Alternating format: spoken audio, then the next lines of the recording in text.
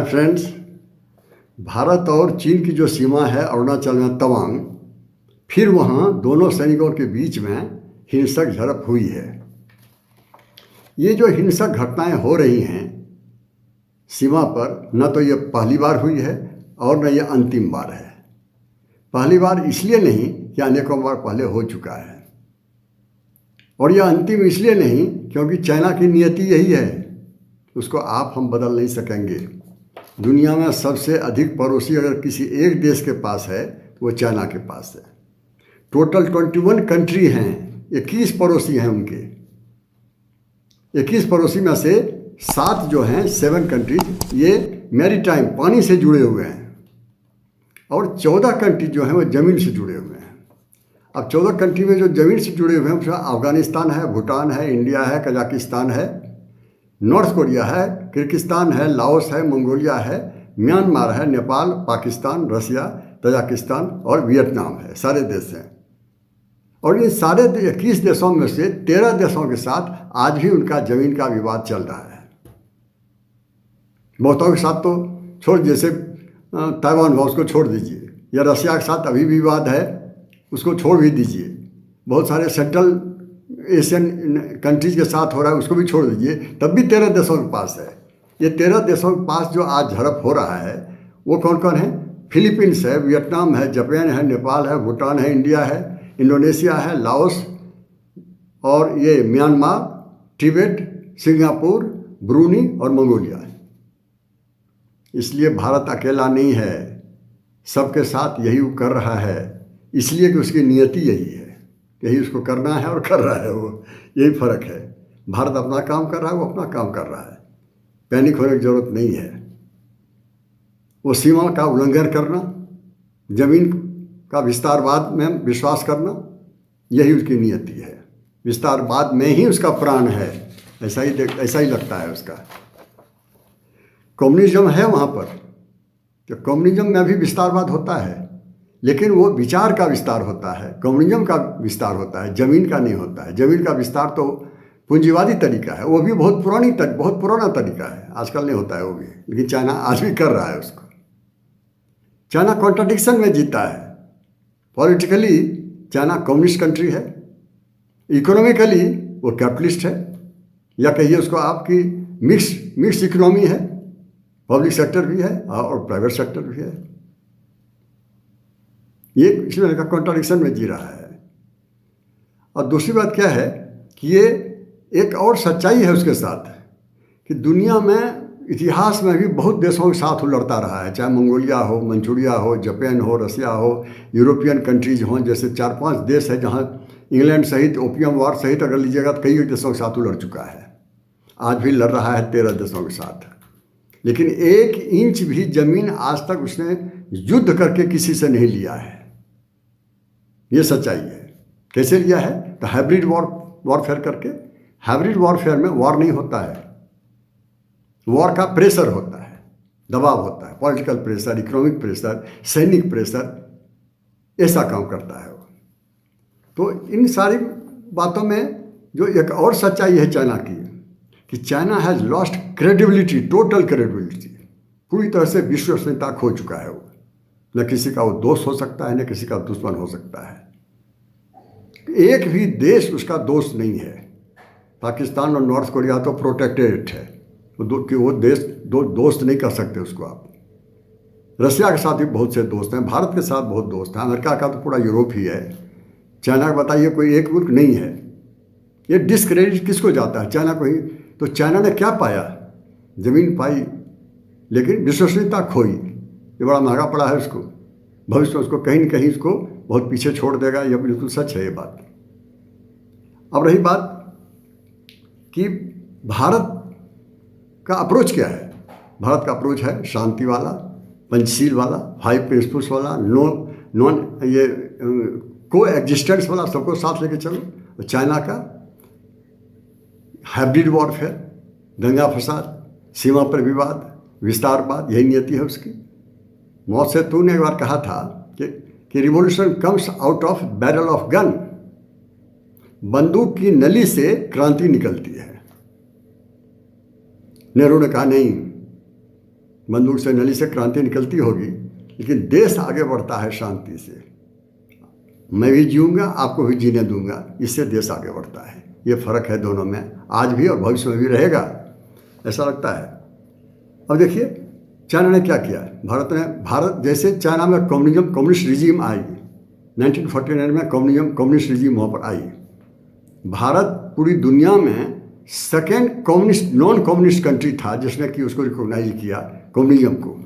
Taiwan को नहीं किया। पूरे पश्चिमी देशों से नाराजगी मोल लेकर के भारत ने उसको रिकॉग्नाइज कर लिया। ये देखिए, और जब यूनाइटेड नेशन में बात उठी कि हाँ साहब ताइवान की जगह पर कम्युनिस्ट चाइना को ही बनाइए सदस्य यूनाइटेड नेशन में, भारत ने आगे बढ़ के उसका सम्मान किया और समर्थन दिया। कहा कि चाइना को ये भी दीजिए। अमेरिका ने कहा कि ये सिक्योरिटी काउंसिल का भी परमानेंट मेंबर बनाइए। भारत ने कहा ठीक है, बिल्कुल जरूरी है, दे दीजिए।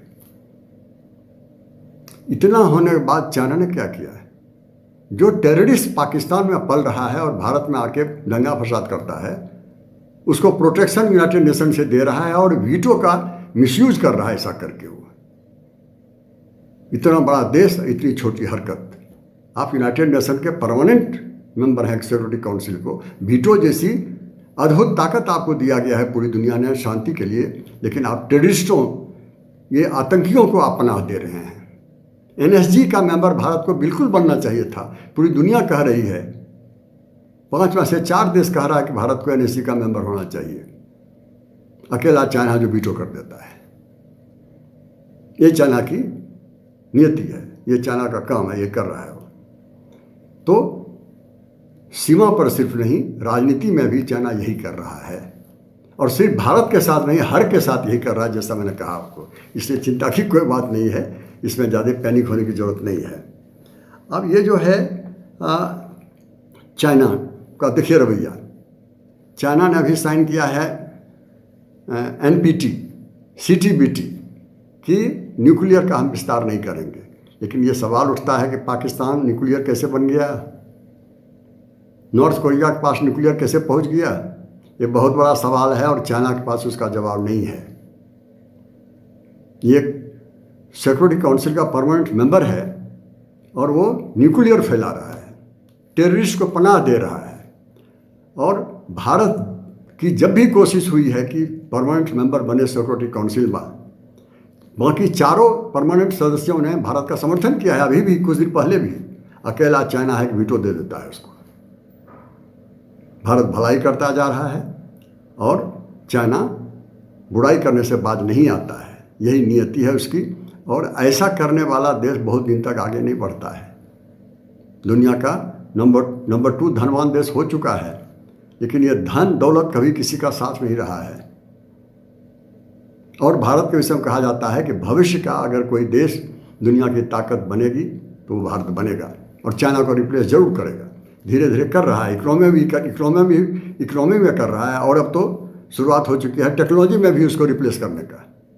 बहुत बड़े बड़े इकोनॉमिस्ट और टेक्नोलॉजिस्ट भी कह चुके हैं कि भविष्य भारत का है, चाइना के पीछे जाना है, और चाइना को कोई पीछे नहीं करेगा, अपने करतूत उसको पीछे करेगा। ये सच है। तवांग जैसी घटनाओं करता रहेगा, भारत आगे बढ़ता रहेगा। अब एक और बात है कि पड़ोसी है भारत का, 3400 किलोमीटर की लंबी सीमा है इसके साथ। बदल तो नहीं सकते पड़ोसी को, आपको जीना सीखना पड़ेगा, और भारत ने सीख लिया है कि वो पत्थर फेंकता रहेगा, भारत आगे बढ़ता रहेगा। अब भारत को अगर पराजित करना है चाइना को, तो सीमा पर आप पराजित नहीं कर सकते, क्योंकि सीमा पर वो लड़ेगा ही नहीं, क्योंकि पता है कि भारत से लड़ने का अंजाम क्या होगा।